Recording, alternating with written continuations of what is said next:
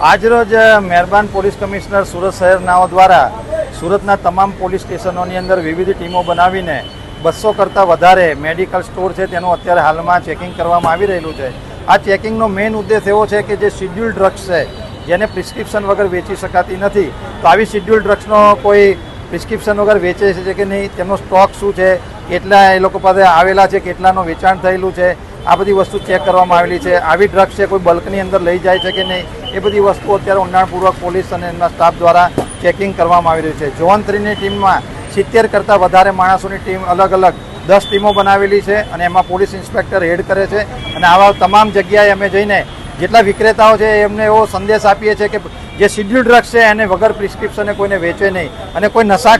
કરવા માટે જો આવી વ્યક્તિ આનું વેચાણ મતલબ લેવા માટે આવે તો તેને વેચાણ ના કરે અને જો એ આવું નશા માટે લેવા આવતું હોય તો તાત્કાલિક પોલીસને જાણ કરે। અમે આવનારા દિવસની અંદર આ જે વિક્રેતાઓના એસોસિએશન છે તેની સાથે પણ મિટિંગ કરીશું અને તેમને પણ સમજાવશું જેમના દ્વારા આવી શિડ્યુલ ડ્રગ્સને આ લોકો પ્રિસ્ક્રિપ્શન વગર વેચે નહીં। આ બધી ડ્રગ્સ બેઝિકલી દવા માટે